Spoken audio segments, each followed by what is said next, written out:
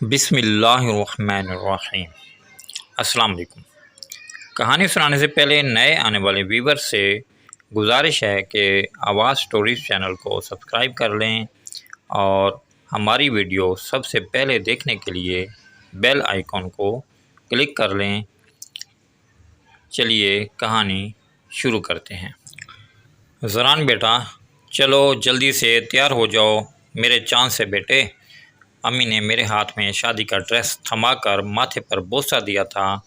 آپ کے بیٹا واقعی چاند جیسا خوبرو ہے، پھر بھی آپ اپنے چاند کو گرہن لگانے جا رہی ہیں بھابھی۔ میری بیٹی میں کیا کمی تھی؟ امی کی بھوج ہمدردی بھری نظروں سے مجھے دیکھتے ہوئے بولیں اور امی کی طرف سے کچھ بھی جواب آنے سے پہلے تعصب سے سر ہلا کر وہاں سے چلی گئی تھیں۔ مگر ان کی بات نے مجھے اپنی ماں سے سوال کرنے کی ہمت عطا کر دی تھی۔ اگرچہ میں پہلے بھی کافی احتجاج کر چکا تھا، مگر میری ہر آواز جیسے صدا با سیرا ثابت ہوئی تھی، جو واپس مجھ تک ہی لوٹ آتی تھی، کسی دوسرے کو جیسے سنائی ہی نہیں دیتی تھی، یا پھر سب نے جان بوجھ کر میری التجا نہ سننے کی ٹھان رکھی تھی۔ مگر آخری کوشش کے بطور میں اب بھی ایک بار امی سے بات کرنے کا خواہاں تھا۔ شاید کوئی راستہ نکلے، شاید میری خزاں رسیدہ ہو چکی ذہنی یورش میں باہر کی امید جگا دی جائے۔ امی، کیا یہ فیصلہ بدلا نہیں جا سکتا؟ کیا میں نایاب کی جگہ عروج سے شادی نہیں کر سکتا؟ آپ میرا نہیں، میرے اسٹیٹس کا ہی خیال کر لیجئے۔ لوگ کیا سوچیں گے؟ میرے دوست تو مذاق بنائیں گے، میں اسے کہیں لے جا بھی نہیں سکوں گا۔ اپنی ناپسندیدگی کو میں نے الفاظ کا روپ دے کر امی کو قائل کرنے کی کوشش کی۔ تو کس نے کہا کہ اسے کہیں باہر لے کر جانا؟ گھر میں رکھنا، کام کاج کرے گی، گھر کا کچن سنبھالے گی، ہمارے بھی چند ایک کام کر دیا کرے گی۔ امی، میں حیرت سے ان کا منہ تکتا رہا۔ اس وقت میں سمجھ گیا تھا کہ سب کا مقصد کیا تھا۔ انہیں بہو نہیں، گھر کے کام کاج کے لیے ایک نوکرانی چاہیے تھی۔ کیا گھر کے کام اتنے اہم ہیں کہ ان کی اچھی طرح تکمیل اور آرائش و زیبائش کے لیے انہوں نے اپنے بیٹے کی زندگی کو بھی داؤ پر لگا دینے کی ٹھان لی تھی؟ میں اس وقت خاموش رہا جب مجھے گھر کی مجبوریوں کے لیے قربان کیا جانا تھا۔ بہت سو سے سن گن لی تھی میں غم و فکر میں ساکت نہیں بیٹھ رہا تھا۔ آرزوؤں کے ماتم کو میں نے اظہار کی شکل نہیں دی، اپنی کوشش میں کامیاب رہا۔ میری زندگی کا فیصلہ امی نے آنے والے دنوں کی متوقع مشکلات کو سوچ کر کیا تھا، جو خود ان کو پیش آنے والی تھیں۔ ان کی سوچ تھی کہ خوبصورت بہو حکم عدولی کرتی ہے، اسے کام کاج سے کوئی غرض نہیں ہوتی، بس خرچ کرنے کے لیے رقم اور آرام کے لیے بیڈ درکار ہوتا ہے۔ ان کی یہ سوچ مجھے معلوم تھا کہ خود ان کو اپنے ہی ماضی کا آئینہ دکھا رہی تھی۔ امی نے کبھی عاجزی کو خود میں شامل نہیں کیا تھا۔ دادی کے سامنے منہ پھٹ اور ابو کے سامنے تلخ رہی تھی۔ ابو ہمیشہ پریشان اور دادی ان کے رویے پر آنسو بہاتی رہتی تھی۔ اب ظاہر سی بات تھی کہ جو کچھ انہوں نے دادی کے ساتھ کیا، اب میری شادی کی صورت میں ان کے ساتھ بھی پیش آ سکتا تھا۔ یہی وجہ تھی کہ انہوں نے میری شادی کسی ایسی لڑکی سے کرنے کا سوچ لیا تھا جو اللہ میاں کی گائے ہو، کچھ بھی کہا جائے جواب میں کچھ نہ بولے۔ اس صورت میں میری زندگی تو جو عذاب بنتی سو بنتی، مگر امی مکافات عمل اور دادی کے ساتھ کی گئی ناانصافیوں کا بدلہ پانے سے بچ جاتی ہیں، اور یہ اس صورت میں ممکن ہوتا جب ان کی بہو کچھ عیبدار ہوتی، اس میں کوئی ایسی خامی ہوتی جو اس کے ساتھ میں کچوکا بن کر ٹھہر جاتی۔ بالفاظ دیگر، انہیں بہو نہیں بلکہ جھونپڑی کا مقدر لے کر محل میں رہنے کی قسمت پانے والی اطاعت گزار باندھی چاہیے تھی، جو ہر دم ان کی شکر گزار رہے، ان کے تانے کوسنے کے بعد بھی مسلط کی چپ اوڑھے رکھے۔ تکلیف دہ سوچوں کے بھنور میں ڈوبتے ابھرتے آخر کا نکاح کا دن بھی آ گیا۔ مولوی صاحب نے جب تک جواب طلب نہیں کیا تب تک میں خاموش رہا تھا۔ قبول ہے؟ مولوی صاحب کے استفسار پر میں نے بآستگی سے اس انداز میں کہا جیسے ان کا پڑھایا سبق ان کے سامنے دہرا رہا ہو۔ 3 بار یہی الفاظ دہرائے گئے اور میری زندگی بدل کر رہ گئی۔ رخصتی کے وقت مجھے مبارکباد کی جگہ بہت سے رشتہ داروں سے، خاص طور پر فیمیل کولیگ سے بہت ہمدردی اور ترس بھری باتیں سننی پڑیں۔ میں چاہتا تو بیڈ روم میں جاتے ہی اپنا غصہ اس لڑکی پر اتار سکتا تھا جو میرے پھولوں سے سجے بیڈ پر نئی نویلی دلہن بنے بیٹھی تھی، مگر میں چپ رہا۔ 10 بجے سے رات 1 بجے تک ہم دونوں خاموش رہے۔ میں سامنے صوفے پر بیٹھا رہا اور وہ بیڈ پر بیٹھی رہی تھی۔ 3 گھنٹوں کے طویل وقت تک سکوت کی خلیج ہم دونوں کے درمیان ہل رہی تھی۔ گھونگھٹ اب بھی اس کے چہرے کو چھپائے ہوئے تھا۔ وقت کی مصروف گھڑیوں میں میرے اعصاب کے تشنج نے مجھے تھکا دیا تھا۔ इससे पहले कि बैठे बैठे मैं बेएहसास और जामे सा हो जाता और उसका घूंघट खदशा था कि तमाम रात यूं ही उसके चेहरे को मस्तूर किए रखता। फिर मैंने वो हरकत की जिसका पछतावा मुझे सारी ज़िंदगी रहने वाला था। उठकर यहाँ आओ, मैंने खड़ा होते हुए कहा। ये इससे फिर मेरा पहला कलाम था। घूंघट लर्जा और उसने यकबारगी झुरझुरी ली। उसके वजूद के सकते में मेरी आवाज़ ने जैसे ज़लज़ला बर्पा किया था। वो जिस तरह से उठते हुए ज़मीन पर पाँव रख रही थी, कमरे में कलाई की चूड़ियों से लेकर पाँव की पायल की झनकार एक अलग ही समा बांध चुके थे। जी, उसकी आवाज़, वो डरी हुई सहमी हुई आवाज़ जो एक सरगोशी से ज़्यादा ना थी, यूं जैसे माहर बलब इंसान की कुव्वत तकल्लुम से यकदम पहरे हटा दिए गए हूँ, ऐसी बेयकीनी थी उसकी आवाज़ में। यहाँ आओ, इस शीशे के सामने, मैं गुस्से से बोला। वो घबरा कर तेज़ कदम से मेरी तरफ बढ़ी और जब अपने ही लहंगे से अटक कर गिरने लगी तो मैंने उसे थाम लिया। इस अमल में मेरे इरादे को कोई दखल नहीं था। सो मुझे अपनी तबीयत के कुछ मुनाफी होने का एहसास हुआ और अगले ही पल मैंने उसे गिरा दिया। मैंने दोबारा सख्ती से उसे उठाया और अब की बार मैं उसे उसकी ही नज़रों में गिराना चाहता था। मैं उसे खींचते हुए शीशे के सामने लाया और चेहरे से उसका घूंघट हटा दिया।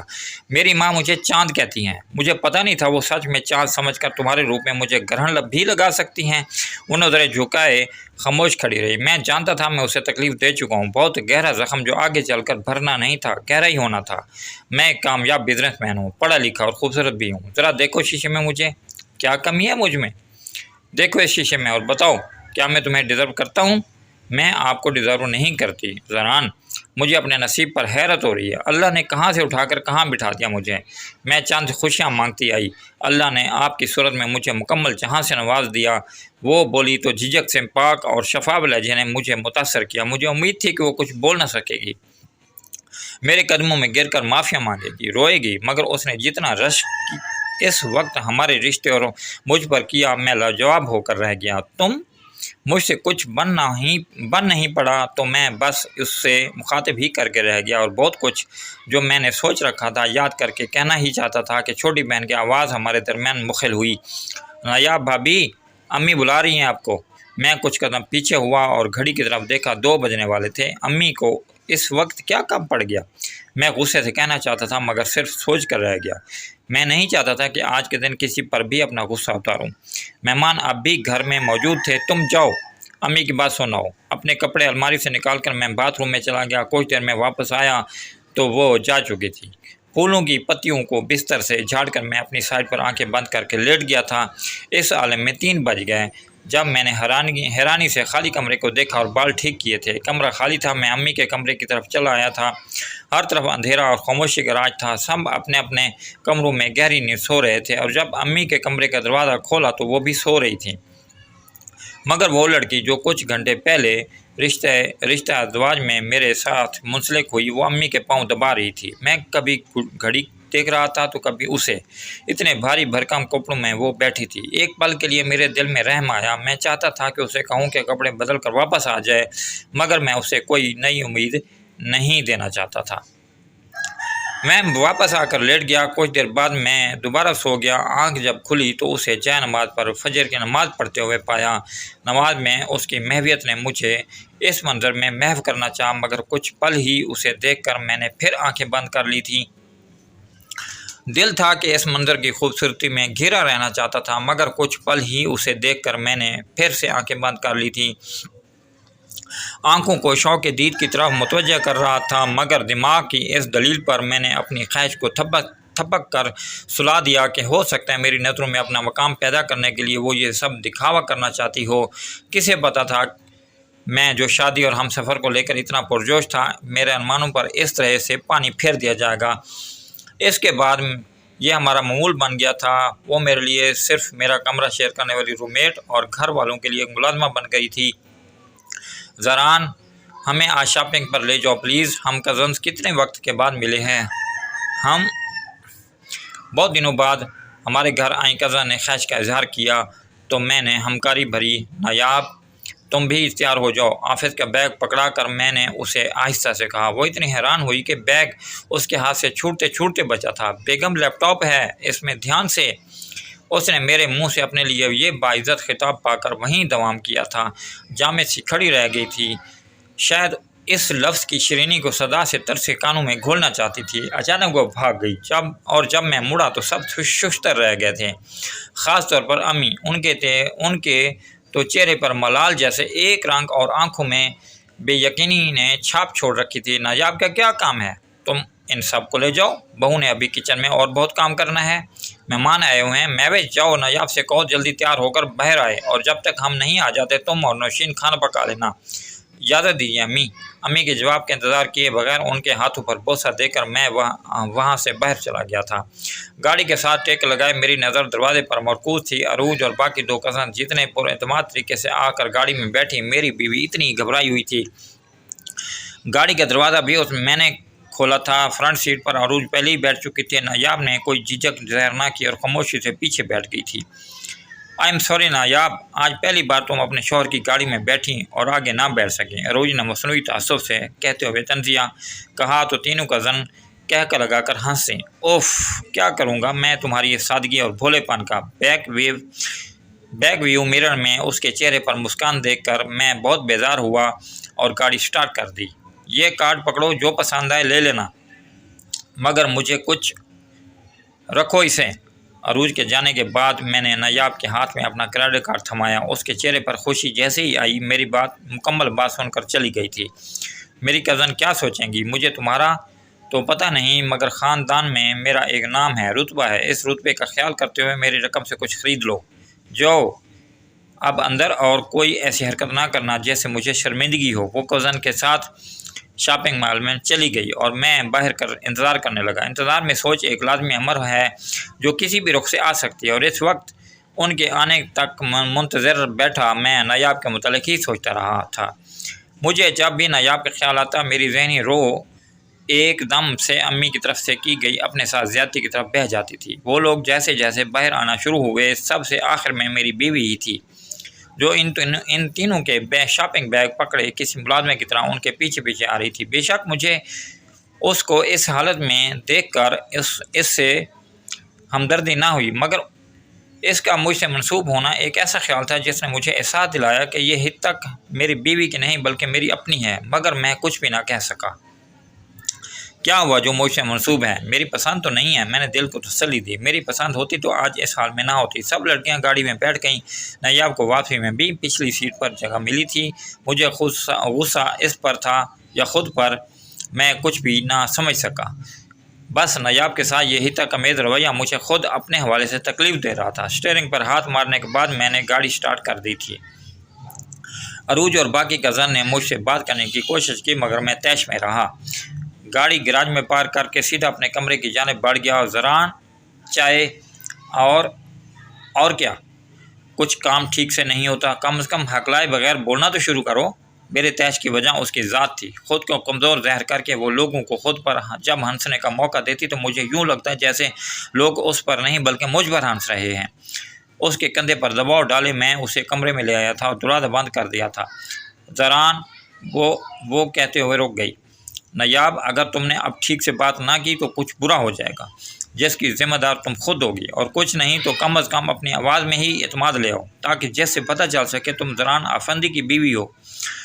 وہ میں آپ کے لیے کچھ لائی ہوں، آپ کو نہیں پسند تو؟ اس نے جان بوجھ کر بات نامکمل چھوڑی تھی۔ چائے کا کپ میز پر رکھتے اس نے ایک باکس مجھے دیا تھا جو پیکنگ میں تھا۔ میرا موڈ آف اور غصہ ہنوز قائم تھا۔ بے رخی سے گفٹ ریپیئر کو پھاڑ کر میں نے پھینک دیا اور جب 3 رنگوں کی خوبصورت ٹائز دیکھی تو میرے چہرے پر بے ساختہ مسکراہٹ آئی۔ آپ کو پسند؟ وہ ایک مرتبہ پھر ہکلائی۔ اوفو یار، ایک تو تمہارا یہ ہکلانا قسم سے کبھی نہیں جائے گا۔ یہاں بیٹھو۔ اس کا ہاتھ پکڑ کر میں نے اسے بیڈ پر بٹھا لیا۔ اس کے چہرے کی طرف دیکھتے ہوئے میں نے اس ہاتھ میں پکڑے اس ٹائز باکس کو دیکھا جس نے اس دن ہمارے رشتے کو مکمل طور پر نہیں تو کافی حد تک بدل دیا تھا۔ معمول اب بھی ویسا ہی تھا، وہی ملازمت تھی اور میں ویسا ہی سخت، مگر بدلاؤ آ گیا تھا۔ پہلے جو میں اس کی جھجک سے کفر میں مبتلا ہوتا، اب پشیمان ہوتا تھا اور سوچتا کہ میں نے کبھی اس کے حوصلہ افزائی کی ہوتی تو اس کے لہجے میں اعتماد بھی آتا۔ میں نے اس کے گرد ڈر کے پہرے بٹھا دیے تھے اور اس کے ہر ارادے کے آگے اپنی ناراضگی کا احساس رکھ دیا تھا۔ میرے لہجے کی سختی نہ گئی مگر اس کی جھجک ختم ہو گئی تھی۔ میں نے اس کا تحفہ قبول کر کے اسے ایسا حوصلہ دیا تھا کہ آہستہ آہستہ اس کی نوازشیں مجھ پر بڑھتی گئیں۔ وہ کچھ اس انداز میں ہر دوسرے دن نیا کوئی گفٹ پیش کرتی کہ میں چاہ کر بھی انکار نہ کر پاتا۔ میری ہر پسند ناپسند اس پر کھل گئی تھی۔ اب تو وہ ہم جولیوں کی محفل میں میری تعریفیں کرنے لگی تھی، میرے حق میں دلائل دیتی، بڑھ چڑھ کر دعویٰ کرتی اور تنہا ہوتے ہی میرے پاس چلی آتی۔ میری طرف سے اسے ملی تھوڑی سی حوصلہ افزائی نے اسے کس قدر بدل دیا تھا۔ اس کی دی ہوئی ہر چیز میں نے قبول کی تھی۔ یہ ایک ایسا احساس تھا جس نے دنوں میں ہی اس کی شخصیت میں اعتماد اور لہجے میں تمکنت پیدا کر دی تھی۔ اب اس کی کالی رنگت میں بھی مجھے کشش محسوس ہوتی تھی۔ احساس کمتری ایک ایسا زہر ہے جس سے بسا اوقات وہ لوگ بھی متاثر ہوتے ہیں جو خود دوسروں کو احساس کمتری میں مبتلا کرنے والے ہوتے ہیں۔ میں نے شادی کی پہلی رات ہی اسے اس کی نظروں میں کمتر باور کرایا تھا اور اس کی جھجک اور پہلو توہی نے لوگوں کی نظروں میں مجھے مظلوم، ظالم، قربانی کا بکرا، اکڑ باز اور نہ جانے کیا کیا باور کرایا تھا، مگر اب میری طرف سے کچھ نرمی محسوس کر کے اس نے کمتر ہونے کا احساس اپنے دل سے نکال دیا تھا۔ دنیا کی نظروں میں بدصورتی کی اولین لوازم کالی رنگت کے باوجود اب وہ پرکشش ہو گئی تھی۔ کچھ ماہ بعد جب لیڈی ڈاکٹر نے میری نوزائیدہ بیٹی کو لا کر مجھے دکھاتے ہوئے کہا کہ میری بیوی کی حالت نازک ہے، تو میں اپنی بیٹی کو سینے سے لگائے اندر اپنی بیوی کے پاس لے گیا تھا۔ حیران نہ جانے وہ کیا کہنا چاہتے تھے، مگر اب کہ میں کچھ بولنا چاہتا تھا 100 انگلی کے اشارے سے اسے خاموش کرا دیا۔ تمہیں یاد ہوگا جب ہماری نئی نئی شادی ہوئی تھی تم ہمیشہ پوچھتی تھیں میں کیسی لگ رہی ہوں، میں جواب دیے بغیر آفس چلا جاتا تھا۔ تم نے بھی میرا جواب جاننے کی کوشش کیوں نہیں کی نایاب؟ کیونکہ میں جانتی تھی میں کیسی ہوں۔ زنان تم بہت خوبصورت ہو، میری بیوی اور اس بچی کی ماں کے روپ میں تم بہت خوبصورت ہو۔ یہ ڈاکٹرز کیا کہہ رہے ہیں؟ حالت بہت نازک ہے۔ بیٹی کے ماتھے پر بوسہ دے کر اسے میں نے نایاب کے پاس لٹا دیا اور نایاب کے دونوں ہاتھ اپنے ہاتھوں میں لے لیے تھے۔ تمہاری حالت ضرور اچھی ہوگی کیونکہ تمہارے پاس یہ احساس ہے کہ دوسروں کی نظروں میں تم جیسے بھی ہو مگر میری نظروں میں تم بہت خوبصورت ہو۔ میرے لفظوں نے اسے جیسے نئی زندگی عطا کر دی تھی۔ کافی دیر وہ عشق بار رہی اور ایک دم سے افسردہ ہو گئی تھی۔ ویسے میں سوچ رہا تھا کہ مجھے ٹائز اور دیگر گفٹ دینے میں کامیاب ہونے پر تم اتنی خوبصورت ہو گئی ہو تو یہ جو پری کی صورت میں نے تمہارا گفٹ قبول کیا اس کا احساس تمہیں کتنا خوبصورت کر دے گا۔ میں نے یہ الفاظ کہے تو مجھے یقین تھا کہ اگر ہسپتال نہ ہوتا تو وہ تڑپ کر میرے گلے لگ جاتے اور اس منظر سے خوبصورت منظر بھلا کیا ہو سکتا تھا۔ میں نے بڑھ کر اس کے ماتھے پر بوسہ دیا تو اپنی اہمیت کے اس احساس نے میری نظروں میں اسے حد سے زیادہ خوبصورت بنا دیا تھا۔ احساس کمتری سب سے بڑی بدصورتی ہے جو ہم کسی شخص پر بھی تھوپ دیں تو وہ بدصورت لگنے لگتا ہے، چاہے جانے کا احساس عام سی صورت کو بھی خوب تر بنا دیتا ہے۔ مزید اس طرح کی اچھی ویڈیوز کے لیے آواز سٹوری چینل کو سبسکرائب کر لیجئے اور ہماری ویڈیو سب سے پہلے دیکھنے کے لیے بیل آئیکن کو ضرور دبا دیجئے۔